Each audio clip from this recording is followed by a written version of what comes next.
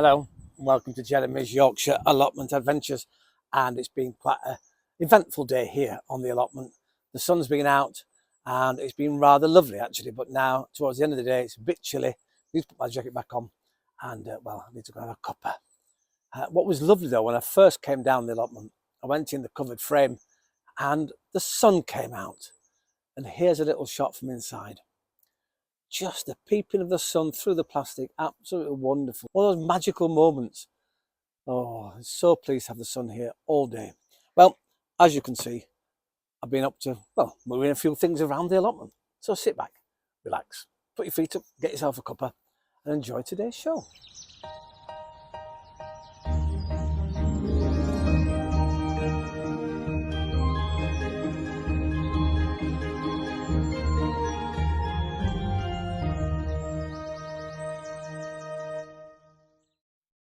Well, part of the project, as you know here, not only to cover the greenhouse, but to move things around on the allotment. I've started by moving my compost bin. It wasn't getting enough light because we've got a massive tree here on the allotment, and it's covering where I put the bins, and they were just damp. They weren't, and it got bindweed in and all those things from my next allotment here. So it was really hard to keep on top of. So I've moved it, and I've moved it here, which may seem a strange thing to do, really, because you think, well, wasting space, a growing space, but actually it's a very good place because it gets the sun. It's sort of sheltered slightly, so it will create moisture and warmth, and that's what you need when you're doing your lovely little compost bins.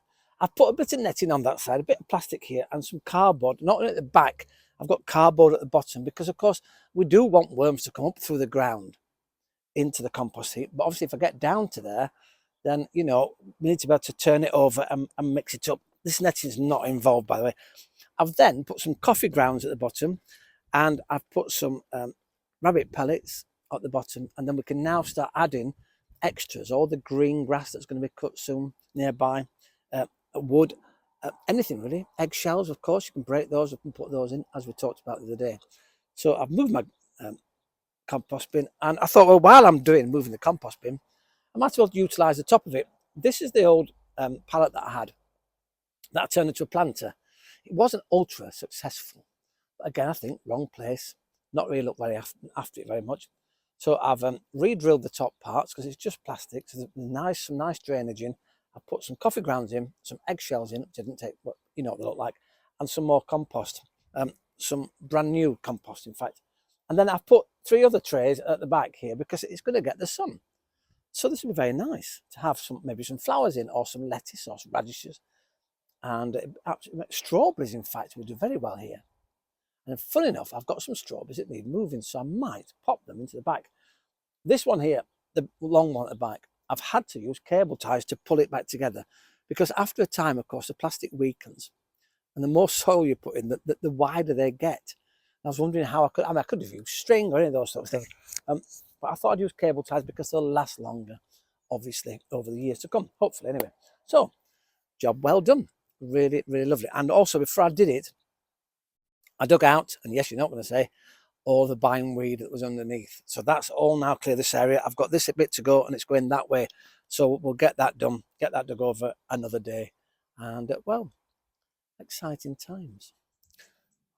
Well, the sun's out, it's warmed up quite a bit. So I thought, well, why not just go through my strawberries and start seeing if I can find some strawberry gold. And what do I mean by that? Well, in the summertime, when they're growing, they put tentacles out, and they send shoots out to regrow somewhere else. So here it looks a complete mess, doesn't it? But I can see here, look, let me just have a look.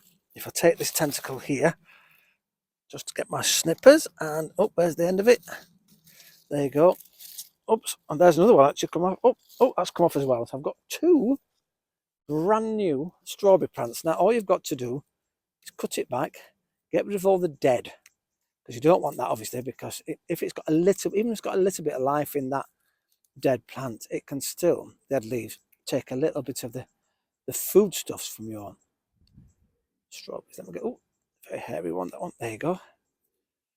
And there's one there. Now that's a damaged leaf, but I might just cut around the leaf edge like that, take the leaf edge off, and take that leaf off there. And there I have a brand new strawberry plant. Now, I say I've got one. There's another one here, look. So that's two I've got. Take those off. Take those off. Take those off. Now, what you've got to be very careful of is when you're putting them into the soil again. And I'll take a close-up of these roots because you'll not believe. Unbelievable. Amazing.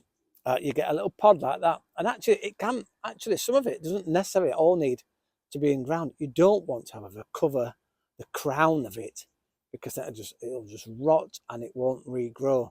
So look at that, 2 free already. Now I've spotted over here, even this one here, look, there's one here. I can take that off. So now I've got 3 free strawberry plants. They may not give me strawberries this year, but I'll definitely get some strawberries next year. Now, is anything coming? Oh yes, look, here we go. Let's cut through this rubbish here.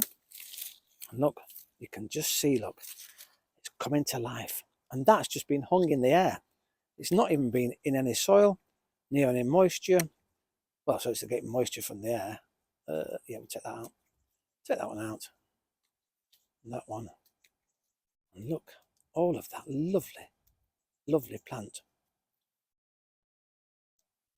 Another one, all for free. Do you know, it's absolutely lovely sat here. Have I got any more? I'll go through. Oh, no. There may be one further along here. Let's have a look. No. But, well, you win some, you lose some. Oh, there's one here, but it's not looking very good. But what I can do is, oh, it is. Look at that. Turn it upside down, and then I get another green, a green shoot off this. Ah, what a lovely day for doing this. I was going to go in and have a cup of tea. I might wait. Strawberry hunting, here I come. What I have done, however, and here's a photograph, I've already planted some in and next to my compost heap. I'm going to have strawberries all summer long. I've just taken a break from the compost heap. Well, the compost bin is now finished anyway, and I'm transplanting my peas. Very pleased this year with peas. I think it's to do with the compost I've used. Didn't come at all last year, but then again I was using that koi compost, that koi matting compost. It was fine for a while, but then it didn't really produce anything. Look at these lovely, lovely peas. And I've put them into these pots. These are now going to go into my new framed over there. It's a bit like a cold frame at the moment.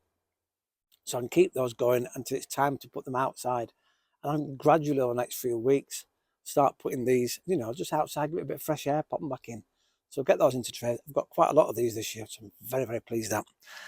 My peas weren't good at all last year. And I do love a good pea on your Sunday dinner. Isn't it marvellous, eh?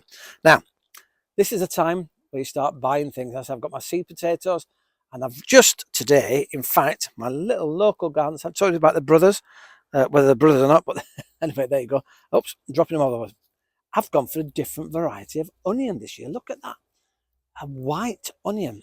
Now, they smell gorgeous, but they get quite large, but they've got a very mild onion flavour. It's not really strong. I thought I would quite fancy that. So what amazes me about onion sets is look at how many you get for £3. Absolutely incredible. Lots and lots and lots. So I'm hoping these are going to take. It's a little early to put them out. I've got to make sure that my ground is ready. So 10 days prior to planting, I need to make sure that it's really good soil. Make sure it's got lots of air going through it, lots of area to dig it over. You know, rake it through so it's nice and fine. Add more compost. With onions, they're like a pH level less than 6.5, so not too acidy. If it's too much, put a bit of lime in there and you'll be fine. It says here, look, snowball. So these are called snowball, a white bulb variety producing bulbs with delicate, unique flavour. Plant in spring in a sunny position. So that's what I'm going to do. Near to where I've got my new compost bin, I'm going to put a raised bed.